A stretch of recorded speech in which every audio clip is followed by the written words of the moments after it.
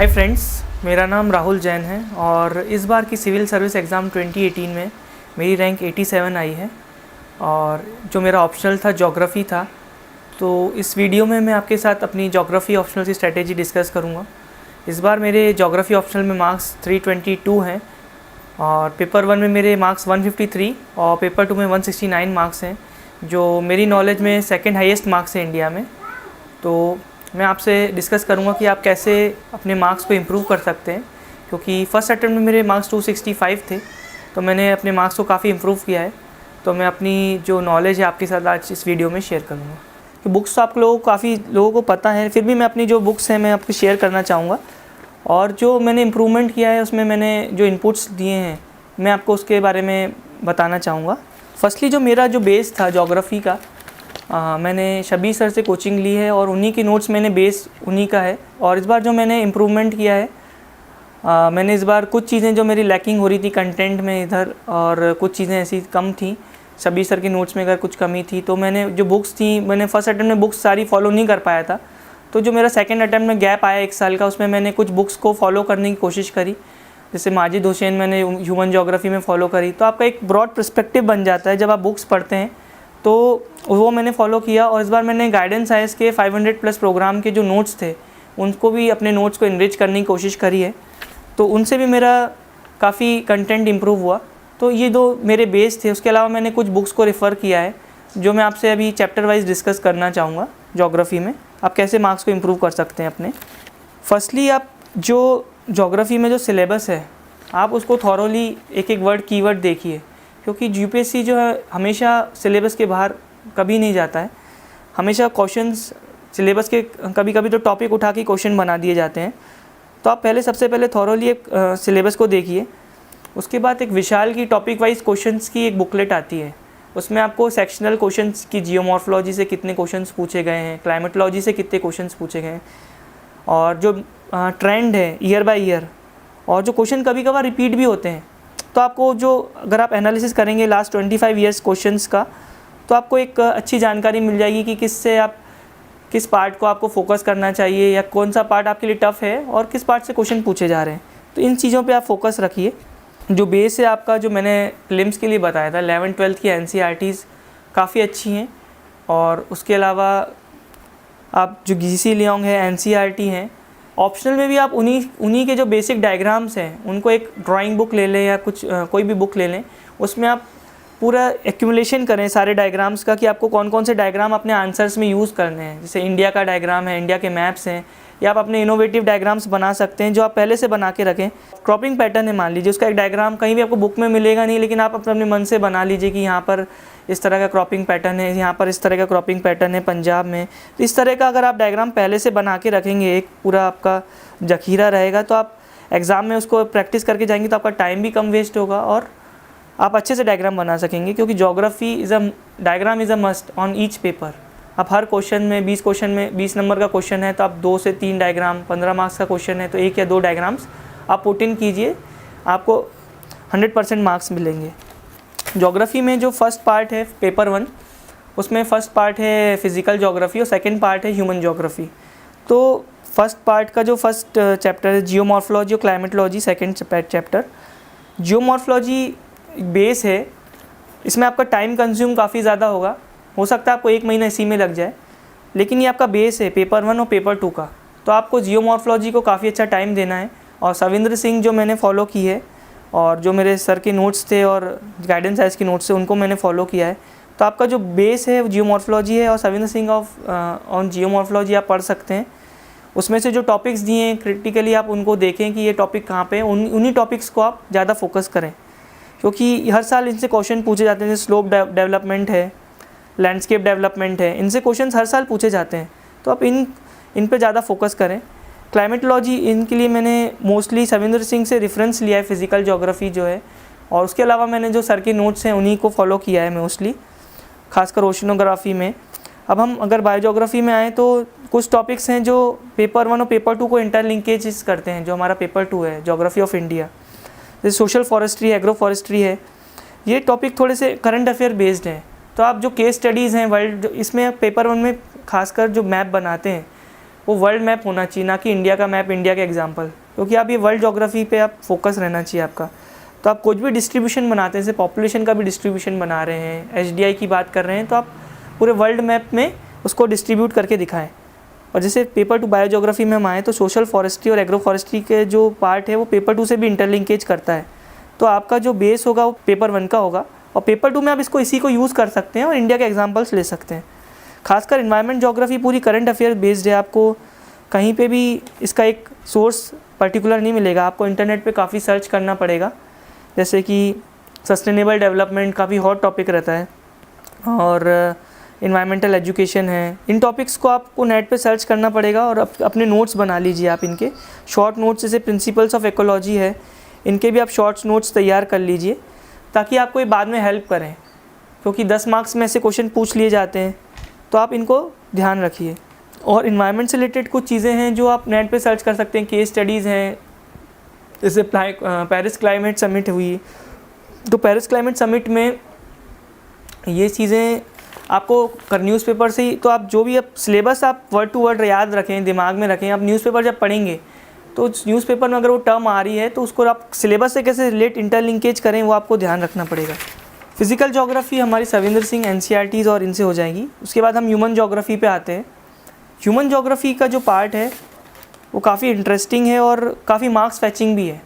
मेरे लिए human geography मुझे काफ़ी अच्छा लगता था, खासकर पॉपुलेशन सेटलमेंट जोग्राफी है, इकोनॉमिक जोग्राफी है, ये आप काफ़ी इजीली याद भी कर सकते हैं और इसमें मार्क्स फैचिंग होती है, क्योंकि इसमें आप क्रिएटिविटी इजीली ला सकते हैं। फिजिकल जोग्राफी में आपकी क्रिएटिविटी नहीं दिखती है।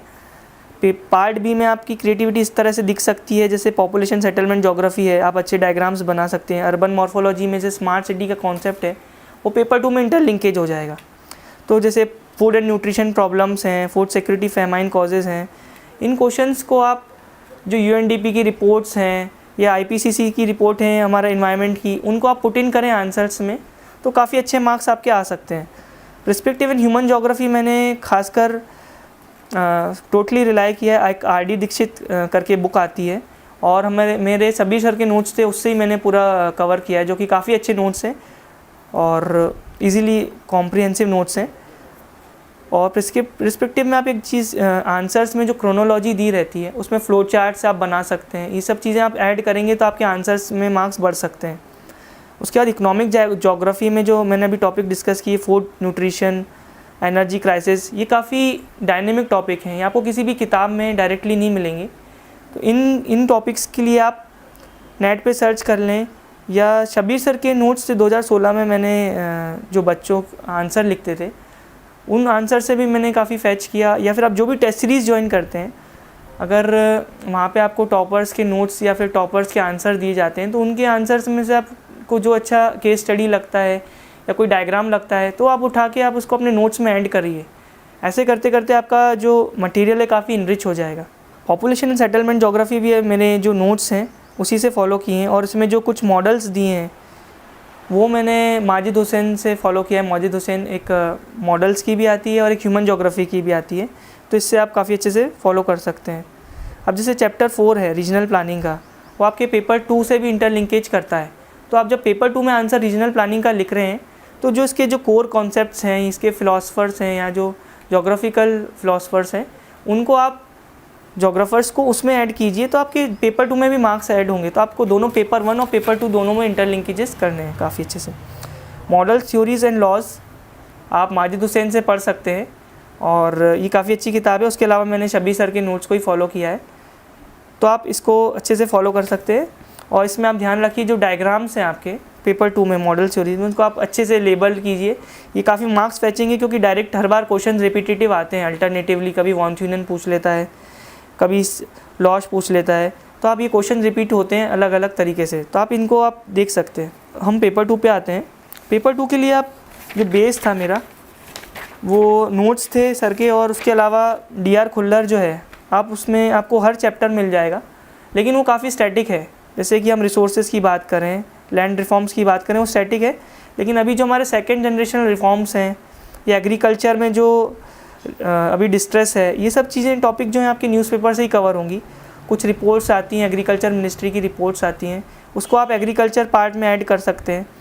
उसके अलावा जैसे वाइट रिवॉल्यूशन है, ये सब केस स्टडीज़ आप नेट पे सर्च करके भी ऐड कर सकते हैं। उसके अलावा अगर आप किसी टॉपर्स की आप कॉपी देखते हैं, उसमें कुछ अच्छी आपको केस स्टडी मिलती है, तो उस केस स्टडी को अपने नोट्स में आप ऐड कर लीजिए। जो पेपर 2 का है पूरा डायनेमिक है पार्ट, इसके लिए कोई भी स्पेसिफिक बुक्स मैं आपको नहीं बता सकता, लेकिन आप जो GS3 के जो हमारा इकोनॉमिक्स का विजन है इसका, किसी भी करंट अफेयर्स को फॉलो करते हैं तो उसके नोट्स आपको काफ़ी मदद देंगे इसमें, क्योंकि आपका ज्योग्राफी के, करंट अफेयर्स के नोट्स, इन्वायरमेंट के नोट्स, करंट अफेयर्स के, वहाँ से आप केस स्टडी उठा के सीधे GS पेपर 2 में डाल सकते हैं। लेकिन आपका जो बेस रहेगा वो खुल्लर जो आप पढ़ेंगे उसमें जैसे लैंड रिफॉर्म्स हैं या फिर जो इंडिया की पूरी फिजियोग्राफी है वो आपकी बेस रहेगी। आप हर आंसर में जब भी मैप बनाएंगे, आप एग्रीकल्चर की भी बात कर रहे हैं तो फिजियोग्राफी, जैसे नॉर्थ ईस्ट की फिजियोग्राफी से ही एग्रीकल्चर डिपेंडेंट रहता है, तो उस फिजियोग्राफी से ही आपको पूरा आपका बेस रहेगा। बाकी का पूरा पेपर आपका पेपर 1, अगर पार्ट 1 आपका फिजिकल सेटिंग आपका काफ़ी स्ट्रॉन्ग है तो आपका जो पूरा पेपर है उसी पे डिपेंड रहेगा, तो आप इसी पे फोकस रखें ज़्यादातर। कल्चरल सेटिंग एक बहुत स्कोरिंग एरिया है, और जैसे ये लिटरेसी रेट है, डिपेंडेंसी रेशोज़ हैं, इस टाइप के क्वेश्चंस में आप इंडिया का मैप भी बना सकते हैं और चार्ट भी बना सकते हैं। स्टैटिस्टिक्स आप ले सकते हैं, याद रखें कुछ कुछ जो हमारी फैमिली प्लानिंग रिपोर्ट है या पॉपुलेशन की जो प्लानिंग है उसके जो कुछ स्टैटिस्टिक्स हैं उसको आप याद रखें इस पेपर में, तो आपको काफ़ी अच्छा स्कोर आ सकता है। इस पेपर 2 में मैं यही कहूँगा कि आप डायग्राम अधिक से अधिक बनाएं और पेपर 1 से इंटरलिंकेजेस करें, कहीं भी जहाँ भी जोग्राफर्स का यूज़ हो सकता है या फिर जियोमॉर्फोलॉजी कंसेप्ट्स का यूज़ हो सकता है। और इसमें आपको पूरा जो आपका करंट अफेयर है GS 1, 2, 3 जो हम एनवायरनमेंट पढ़ते हैं या फिर इकनॉमी पढ़ते हैं, ये आपका पूरा यूज़ होगा। जो मैंने अभी डिस्कस किया कि इंडियन ओशन रन का जो क्वेश्चन आया था, उस तरह के क्वेश्चंस आपको किसी बुक में नहीं मिलेंगे, तो इस तरह के क्वेश्चंस आप करंट अफेयर से ही सॉल्व कर सकते हैं। आपने जो IR में पढ़ा है या फिर आपने कहीं भी एग्रीकल्चर पढ़ा है, जो डिस्ट्रेस के आर्टिकल आ रहे हैं, या फिर आपने योजना में इकोनॉमिक्स इश्यूज़ से कुछ रिलेटेड कुछ डेवलपमेंटल मॉडल्स पढ़े हैं, इस तरह के मॉडल्स आप ज्योग्राफी में यूज़ कर सकते हैं। आप एक नोट्स बना लीजिए, अगर आप कोई सिलेबस का कोई पार्ट आपको करंट अफेयर में दिखता है तो इस तरह की चीज़ें आप अपने नोट्स में ऐड करते जाइए, तो आपका जो नोट्स है काफ़ी इनरिच हो जाएंगे। और ज्योग्राफी में मैं यही कहूँगा इन दी लास्ट कि आप डायग्राम्स की प्रैक्टिस ज़्यादा से ज़्यादा करें, क्योंकि हम करते नहीं हैं और आखिरी में फिर जब हम टाइम मैनेजमेंट की दिक्कत आती है, जब हम पेपर में हमको मैप्स या कुछ बनाने पड़ते हैं तो हमारा काफ़ी टाइम वेस्ट हो जाता है। तो आप अगर इंडिया का 100 बार मैप पहले से बनाकर जाएंगे तो आपको वहाँ पे 30 सेकंड में इंडिया का मैप बन जाएगा। और मैप भी अगर आप चाहें तो डायग्राम स्पेसिफिकली इंडिया के, जैसे नॉर्थ ईस्ट का क्वेश्चन है या फिर सिक्योरिटी इशू का कोई क्वेश्चन है, तो बाउंड्रीज़ हैं जैसे नॉर्थ ईस्ट है तो नॉर्थ ईस्ट की बाउंड्री दिखाएं, चाइना के साथ दिखाना तो चाइना के साथ दिखाएं, इससे आपका टाइम बचेगा और प्रेजेंटेशन आपका काफ़ी इम्प्रूव होगा। तो ज्योग्राफी में डायग्राम्स को काफ़ी फोकस रखें। और एक चीज़ और आप ये कर सकते हैं कि जो मैंने बोला कि विशाल की जो बुक आती है 25 ईयर्स प्रीवियस ईयर क्वेश्चन की, उसमें जो सेक्शनल क्वेश्चंस का डाइवर्सिफिकेशन दिया हुआ है, उन क्वेश्चंस को आप अपने जो 2-3 जैसे ज्योग्राफी के दोस्त हैं, जैसे मैंने किया था कि पेपर 1 और पेपर 2 के पार्ट बी के क्वेश्चंस हम कुछ दोस्तों ने मिलके उस क्वेश्चंस को डिवाइड कर लिया था, कुछ टॉपिक्स में अमलगमेट करके हम लोगों ने डिस्ट्रीब्यूट कर लिया था। उन क्वेश्चंस को हमने सॉल्व कर लिया और आपस में डिस्ट्रीब्यूट कर लिया उनके आंसर्स, तो हमारे जो 20 ईयर्स के क्वेश्चंस थे पार्ट बी के तैयार हो गए। तो उन क्वेश्चंस का अगर आपके पास आंसर पहले से होगा, तो अगर कोई क्वेश्चन उसी के अराउंड रिवॉल्व होकर पेपर में आता है तो फाइनल एग्ज़ाम में आपको बहुत कंफर्टेबल रहेगा और टाइम मैनेजमेंट रहेगा। जो अगर टफ क्वेश्चन हैं उनमें आप टाइम ज़्यादा दे सकते हैं, ईजी क्वेश्चंस को आप इजीली कर सकते हैं। तो आप यही स्ट्रेटेजी फॉलो कर सकते हैं। और भी कई टॉपर्स रहे हैं पहले, प्रथम कौशिक हैं, उनकी स्ट्रेटेजी भी आप देख सकते हैं कि बुक लिस्ट क्या है, आपको जो सूटेबल लगता है वो करिए। और मेरा एक्सपीरियंस मैंने आपके साथ आज शेयर किया है कि मैंने अपने 3 साल में क्या क्या चीज़ें इम्प्रूव की और क्या क्या चेंजेस अपनी स्ट्रेटेजी में लेके आया मैं इस साल, और मेरी रैंक जो इस साल इम्प्रूव हुई है। आप कोई भी ऑप्शनल चूज़ करें, उसको पहले चूज़ करने से पहले सोचें, दोस्तों से सलाह लें, और जिन्होंने भी इस एग्ज़ाम को क्रैक किया है उनसे सलाह लें। और अगर आप ज्योग्राफी ऑप्शनल चूज़ कर रहे हैं तो मैं आपको एश्योर कर सकता हूँ कि ज्योग्राफी ऑप्शनल आपका GS में काफ़ी फ़ायदा पहुँचाएगा, GS 1 में और GS 3 में खासकर। और ऐसे के भी कई टॉपिक्स होते हैं जिनमें आपको ज्योग्राफी से हेल्प मिलेगी काफ़ी ज़्यादा। तो जो भी इस एग्ज़ाम को और ऑप्शनल ज्योग्राफी ले रहे हैं उन कैंडिडेट्स को मैं अपनी तरफ से ऑल द बेस्ट कहूँगा। हेलो फ्रेंड्स, मेरा नाम ब्रजेश ज्योति उपाध्याय है।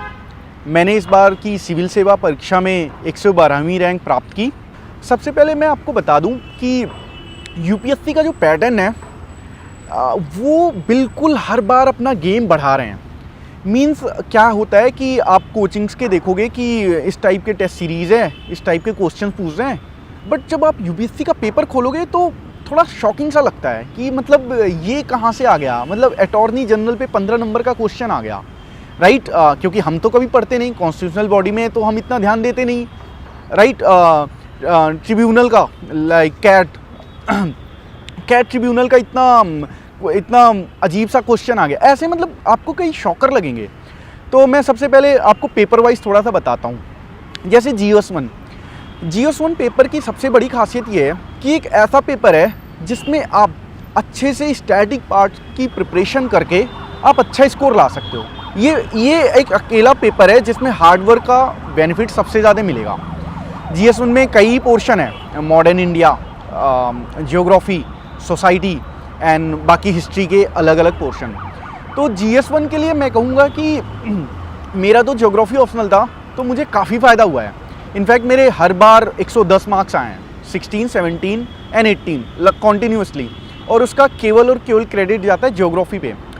बट सबका ऑप्शनल तो ज्योग्राफी होता नहीं, तो बट मैं फिर भी बोलूँगा कि आपको ना ज्योग्राफी वाले टॉपिक्स पे अपनी कमांड बढ़ाओ, क्योंकि इस बार मैंने देखा 9-10 क्वेश्चंस आए थे जो इंडस्ट्रियल लोकेशन से रिलेटेड एंड क्लाइमेट चेंज से related, like mangrove and coral reef वाले क्वेश्चंस एंड नॉर्मल ज्योग्राफी के क्वेश्चंस जो एकदम स्टेट ज्योग्राफी के क्वेश्चंस होते हैं।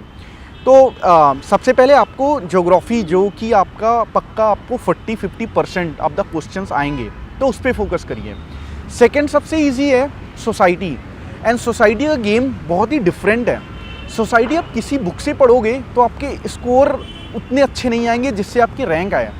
सोसाइटी का मेन फंडा है कि आपको जो पढ़ाई कर रहे हो उसको आप करंट अफेयर के एग्जाम्पल से कैसे सब्सटेंशिएट करोगे, ये सबसे बड़ा एडवांटेज है सोसाइटी में। बाकी सब्जेक्ट में आप इतना यूज़ नहीं कर सकते। अब सोसाइटी में क्वेश्चन आ गया सेकुलरिज्म का, कास्ट का क्वेश्चन आ गया, ठीक है, वुमेन एम्पावरमेंट का क्वेश्चन आ गया। तो आपको क्या करना है, आपको देखना है कि रियल पिछले 1 साल का न्यूज़ देखो, याद करो या नोट्स में रखो कि हो क्या रहा है एक्चुअली में। कास्ट बेसिस कहीं पे कन्फ्लिक्ट हुआ है, डायरेक्ट एग्जाम्पल लिखो, कितना भी गंदा हुआ है, मतलब किसी भी डिसएडवांटेज सेक्शन को मॉब ने मारा, राइट, वो आप लिखो, मेंशन करो।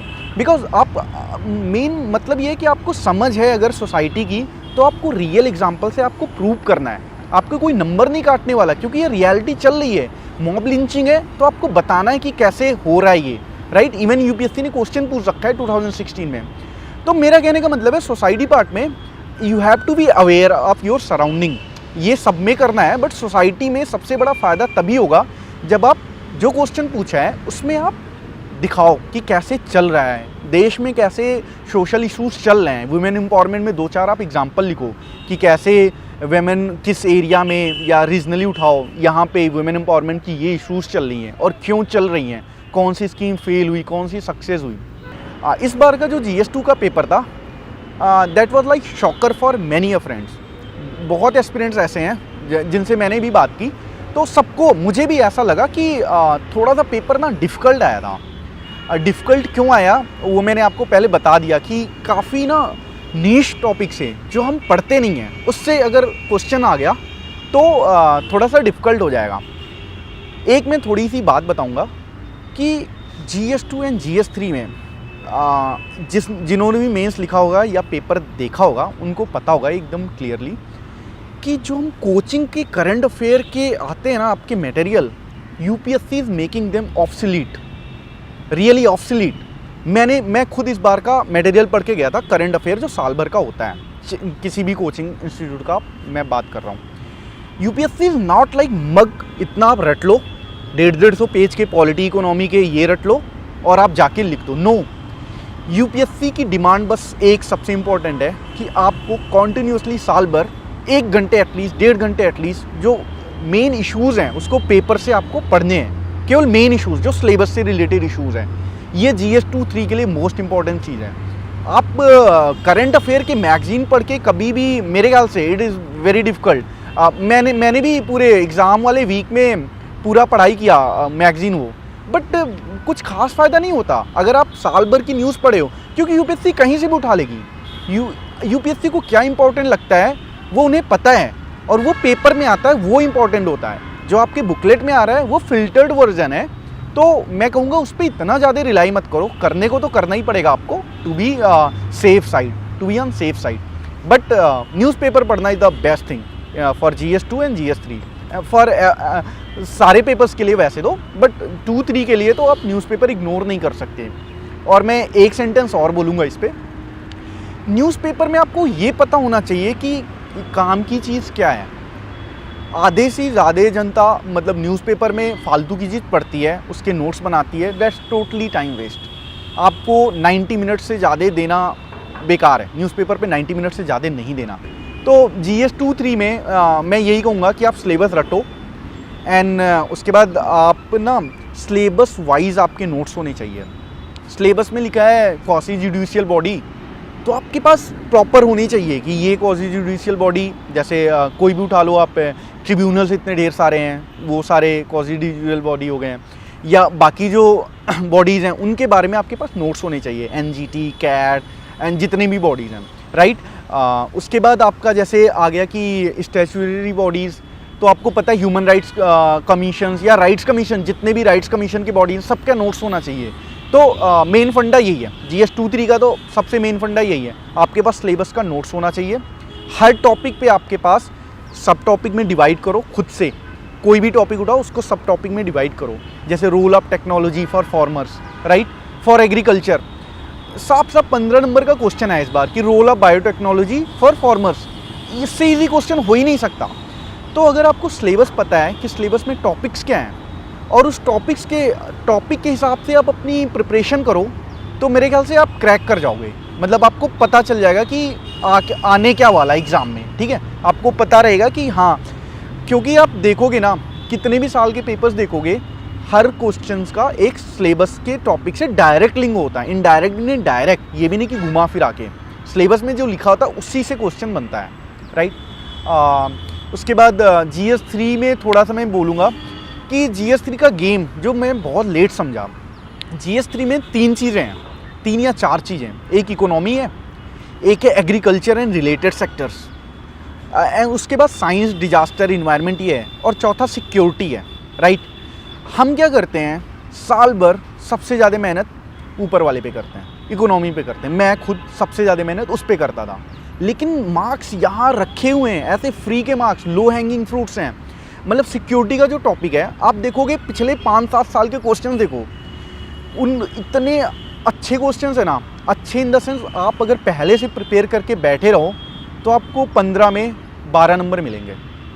तो मैं बोल रहा हूँ, आप इस पर इतना टाइम हम स्पेंड कर देते हैं कि हम इन टॉपिक्स को भूल जाते हैं, और ये सबसे ज़्यादा इंपॉर्टेंट हो जाते हैं। तो सिक्योरिटी हो गया, डिजास्टर हो गया, इन्वायरमेंट हो गया, ये बहुत इंपॉर्टेंट है। उसके बाद जो बीच वाला है एग्रीकल्चर, मेरे ख्याल से एग्रीकल्चर इज़ द सबसे आसान है अगर आप वैसे रिटर्न ऑन इन्वेस्टमेंट की बात करो। एग्रीकल्चर वाले पे हम इतना टाइम नहीं देते, बट वो वाला पोर्शन अगर आपके पास प्रॉपर नोट्स हैं, प्रॉपर डेटा है, और प्रॉपर पिछले साल के पेपर्स को देखोगे तो आपको पता रहेगा कि हाँ उसका कितना ईजी है उसको प्रिपेयर करना। बट हाँ, अब इन 3 GS के बारे में मैं एक मिनट में समराइज़ करता हूँ। तीनों GS की प्रिपरेशन में आपको सबसे बड़ा काम होता है सिलेबस को रटा होना चाहिए, क्योंकि हर सिलेबस से डायरेक्ट क्वेश्चन बन रहे हैं। तीसरी चीज़ ये है कि आप आंसर्स लिखने आना चाहिए आपको, मतलब क्वेश्चन पढ़ो। होता क्या है ना, यूपीएससी में जितने भी लोगों से आप पूछोगे 1000 नंबर में सब 1000 का करके आते हैं। मार्क्स कैसे आते हैं, किसी के 300 आते हैं GS में, किसी के 450, किसी के 470 जो हाईएस्ट होते हैं। आप देख रहे हो सब सेम पेपर करके आते हैं और सबको लगता है कि उन्होंने तो भाई बहुत अच्छा किया है। तीसरा जो चीज़ है वो है क्वेश्चंस को अंडरस्टैंड करके लिखना। क्वेश्चन की डिमांड क्या है वो नहीं पता होती लोगों के। तो सबसे वो कैसे होगा, वो आपको प्रैक्टिस से होगा, आपको क्वेश्चंस की प्रैक्टिस करनी है, ठीक है। ये 3 मेन फंडे हैं। सिलेबस आपको बहुत अच्छे से आना चाहिए, सिलेबस के हर टॉपिक्स पे आपके पास नोट्स होने चाहिए, सुप्रीम कोर्ट के जजमेंट्स या किसी कमेटी के रिपोर्ट्स, क्या मेन रिकमेंडेशन थी वो।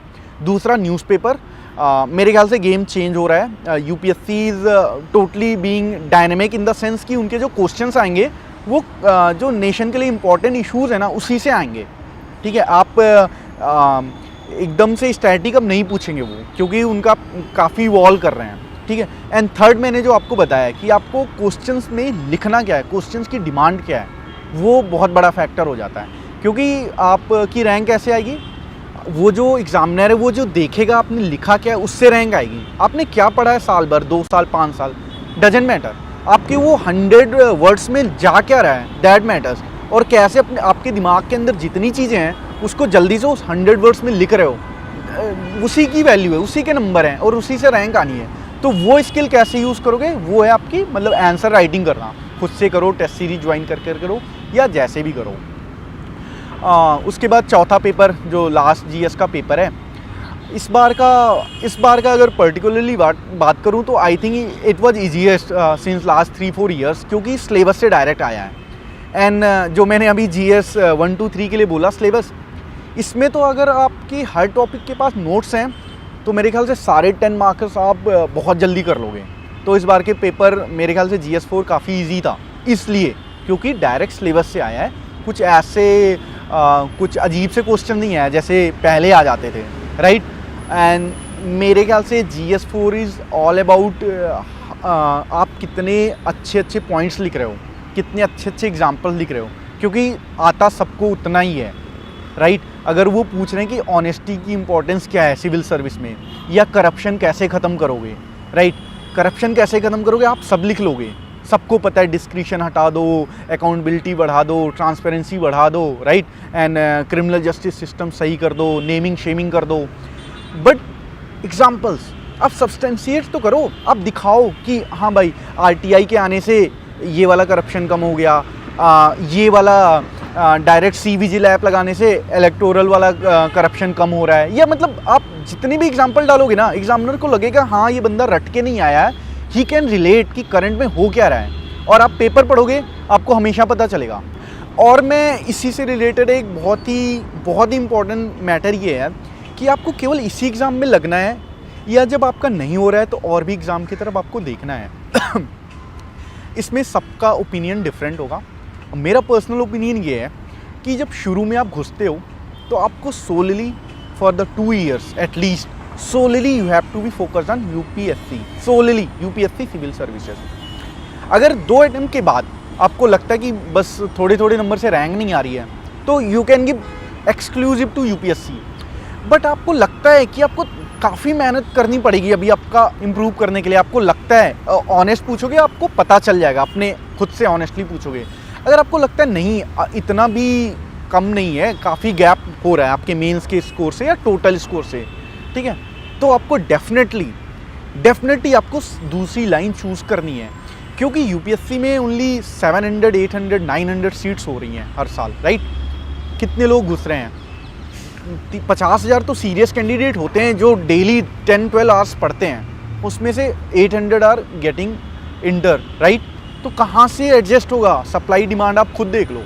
तो मीन्स आपको ना थोड़ा सा आपको इधर स्टेट PCS या किसी और एग्ज़ाम MBA जो भी करना है ना, आपको मतलब थोड़ा 2-3 साल आप सोलली फोकस रहो, उसके बाद आपको देना पड़ेगा। ये मेरी प्रैक्टिकल एडवाइस है, मैंने खुद दिया है। मीन्स मैं UP PCS, मेरा स्टेट उत्तर प्रदेश है, मैंने काफ़ी एग्ज़ाम दिए उसके, मैं SSC भी देता था, SSC में भी मेरा निकाला था, but I didn't join cause मैं थोड़े नंबरों से रह रहा था तो मैंने ज्वाइन ही नहीं किया। बट मैं बताना चाहता हूँ कि you have to be practical after 2 years, 2 साल मेहनत दो, फुल मेहनत दो। तीसरी चीज़ ये है कि लोग पूछते हैं कि मोटिवेट कैसे रहो, ठीक है। मैं ये कहता हूँ कि अगर आप जिस रीज़न के लिए घुसे हो इस प्रिपरेशन में, वो रीज़न जेन्युइन है, खुद से आई है आवाज़, तो this question doesn't make sense at all.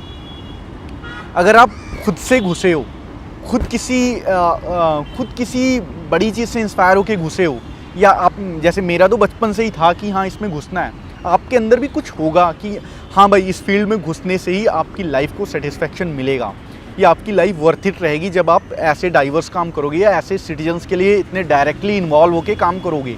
आपको मतलब आपने देखा कि छोटे शहर के हो, आपने देखा कि डीएम के हाथ में इतनी पावर होती है कि वो लोगों का भला कर सकें, आप वहाँ से इंस्पायर हुए हो, right.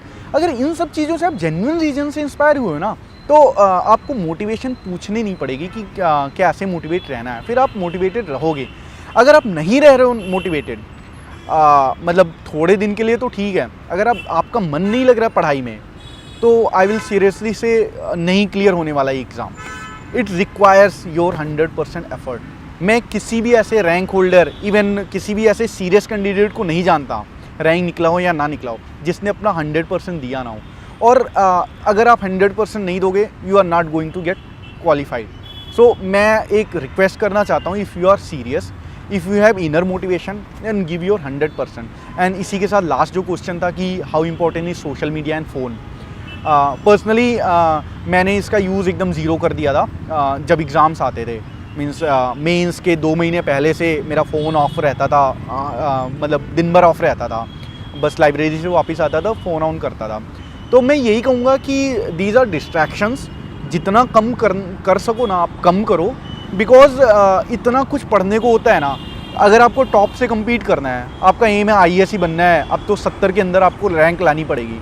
You are competing among best of the minds, right, जो अपना सब कुछ दे रहे हैं इस एग्ज़ाम के लिए। कई तो ऐसे हैं जो क्लास 6 से या क्लास 10 से शुरू कर देते हैं, राइट, उनसे आप कम्पीट करने जा रहे हो, तो क्या ज़रूरत है आपको टाइम वेस्ट करने की इधर, राइट। जब आप इस जर्नी से बाहर निकलोगे, उसके पास पूरी ज़िंदगी है आपके पास ये करने की। तो ये मेरा पर्सनल ओपिनियन था। I know there are people who can easily clear with all this, but मैं तो अपना खुद का ही बताऊंगा कि जो मुझे जैसा लगता है, तो इट्स अपॉन यू।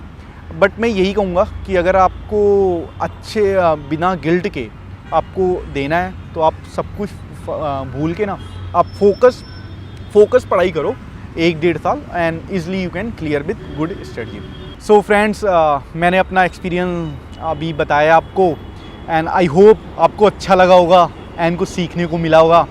इसके लिए दिल्ली नॉलेज ट्रैक को मैं स्पेशल थैंक्स बोलना चाहता हूँ कि उन्होंने मुझे ये प्लेटफॉर्म दिया एंड मैं कुछ बता पाया आप लोगों को। So finally keep watching Delhi knowledge track and thank you. Hello everyone, I am Amit Kare. I have secured 212 rank in Civil Services Examination 2018 and currently I am undergoing training in Indian Defence Estate Services with my rank in previous year 812 in 2017 examination. No, first thing I would like to say is people must be thoroughly prepared with their optional prior to their prelims as well, because many times what happens is students get happy after clearing prelims and then after that they realize they have to do the optional as well. So they must complete their optional beforehand along with the answer writing practice. Then during the mains, what you can do is planning for your optional, like per week you can give one paper. I joined the Guidance IS test series. There were total I gave around 6 to 7 tests with 2 comprehensive tests and 6 module based tests were there for geography. So in planning, what I did was I used to go section wise. I did my the physical section of paper 1 first. The 5 sections I used to cover in around like 10 days or something, because the paper 1 the section 1 of paper 1 is quite vast. So this is what I did. I used to give weeks in a week 3 days for optional and then the rest of the 4 days for GS. So this kind of planning, according to your comfort, you can do the planning accordingly and give around 6 to 7 tests. After this, revision is the most important aspect for geography, because geography is a very vast optional and you need to revise it at least 3 to 4 times is the basic minimum requirement. Especially revision is more important in certain difficult sections such as the physical paper 1 section, as well as the human part, the perspective section, as well as models and theories. These are the sections which require more revision because they are more theoretical, and you need to keep revising it for better recalling. So at least 3 to 4 times revision is what is important. Then with respect to the answer writing practice, there are various changes which I did. First thing is I referred the guidance IS notes. Then after that, I went through various model answers of various toppers from the previous year. And one thing I noticed was I was lacking in my proper introduction, conclusion, as well as the relevant figures which I need to draw. So these changes I incorporated in my answer writing. Such as, for example, in paper 2, there was a question with respect to urban morphology. So what I did was I had a case study in my mind about the Delhi, the settlement pattern of Delhi, and I had already prepared it. So I had a rough idea about the map of the proper sectoral. I had a proper figure with me for the Delhi settlement pattern, so this helped me in better answer writing. The second thing, with respect to paper 2, the most important changes which I did was writing conclusions, which was missing in my previous year papers answers, and I secured unfortunately 129, and this year my marks boosted to 170. So conclusions is the most important aspect in answer writing, I think. You can write like futuristic, giving proper solutions to answers. Like in case of settlement, you can include government schemes as well in your conclusion, Pradhan Mantri Awas Yojana and all these things. Then one other second point is with respect to answers, I used to lack in my facts and figures. For paper 2 especially, I used very limited facts in my paper 2, but paper 2 is very general and you need to give a geographical touch. This is what makes it difficult. So you can mention more facts. You can have a separate book can be maintained for facts as well as case studies. Such as I had prepared various case studies with respect to the settlement pattern, then population, industries, various with respect to the pollution, environmental issues, various case studies is what you can prepare a separate book for it. Along with it, the facts can be taken from GS, your knowledge from GS, as well as separate extra efforts you will have to put in with respect to topics like for facts, environment, then there is industries, for economic survey and budget, you can get these facts. So these facts will help you a lot in boosting your marks. Third thing what I did was the relevant figures, such as a map of India can be drawn. For example, in a 10 marker you can draw at least one figure. In 15 markers, 2 figures, and then in 20 marker you can draw at least 3 to 4 figures in your answer. This will make your answers more interactive and more the examiner will feel he can better understand and incorporate what you're trying to convey. So figures is most important. On an average, like 45 to 50 figures per paper is what you can do. For this, you need prior practice. Contextual figures are important. So, for example, there was a question on tourism, like sustainable tourism. So I had a case study in my mind about Andaman and Nicobar, and Niti Aayog had come up with a strategy for development of islands. So you can focus on a particular case study in your answers. For sustainable tourism, I focused on Andaman and Nicobar. So these case studies, you can fetch you better marks rather than writing vague answers.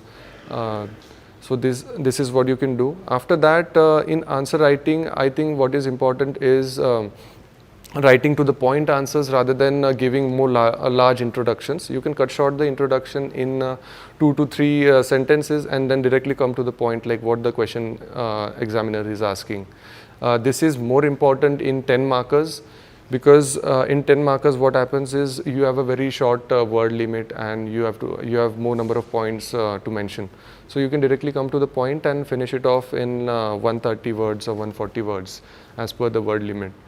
Earlier, I never had this time management concept. I used to like directly attempt the number of paper questions, and I had no fair idea about how much time is remaining and how many questions I have to attempt. So this cost, because of this, I used to leave around 30 to 40 marks worth questions, and this I heavily suffered because of this.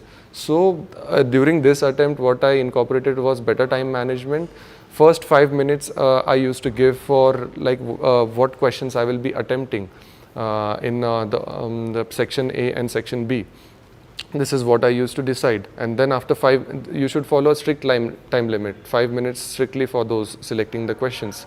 After that, for 10 markers, which are for 50 marks, for section A, I used to give 30 to 35 minutes with per question 6 minutes, and you can finish it in that period.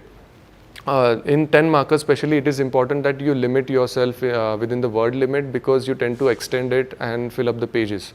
So it is important to limit yourself within 30 to 35 minutes for the 10 markers. And for the questions optional, the section based questions like 15 markers and 20 markers, I used to allot 35 minutes total. With 15 markers, I used to give 10 to 11 minutes, and 20 markers around 15 minutes. So I used to finish it off the 50 marks total within 35 minutes. So total time for 3 such questions would be 105 minutes, and the time period I used to have in spare was around 10 minutes. So I used to again go through the paper, and it really helped me in completing my papers. So time management is very important, especially in geography, because in geography what happens is people have to draw figures as well as write answers, and it consumes a lot of time. So I would advise everyone to have a conscious time management practice during even during the test series. The test series must be taken very seriously. You should have a proper time period rather than extending beyond the time limit during the test series itself. It will help you a lot in improving your scores, because completing the paper with quality is of utmost importance, and within time, that if you have given certain time period, definitely you will have that quality till the end period. So that is important.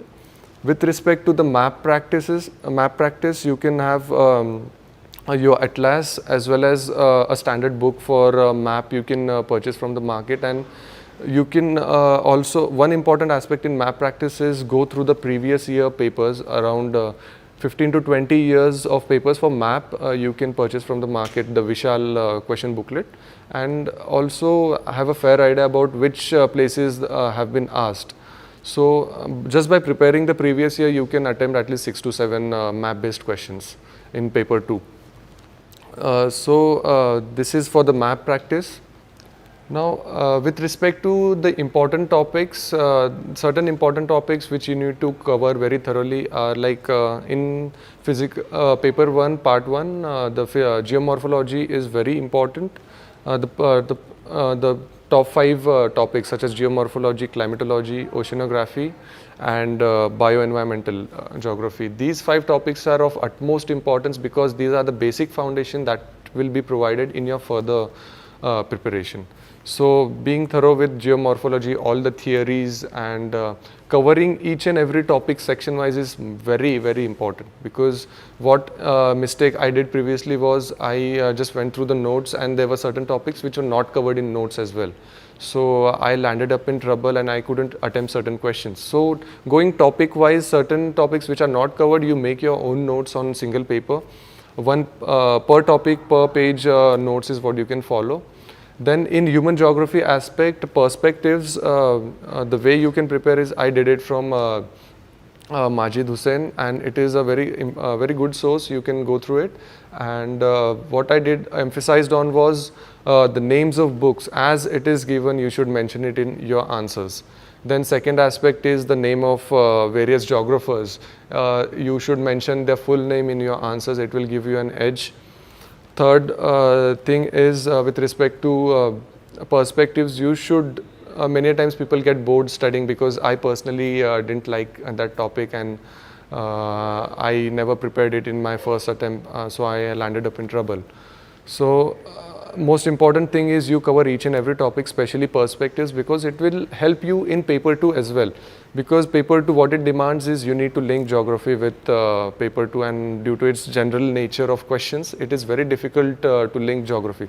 So as for example, last year there was a question on the Indian Ocean and with respect to China. So I mentioned the models and theories such as the Rimland theory, India being a part of Rimland.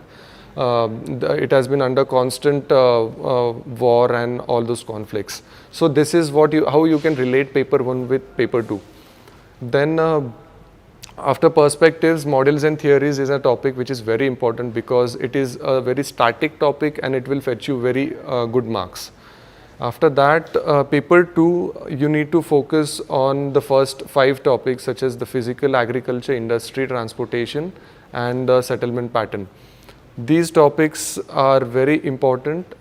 Certain sections can be covered through economic survey, and because it will provide the basic facts and figures about agriculture, industry, what has been the performance, and you can provide those facts in your answers as well.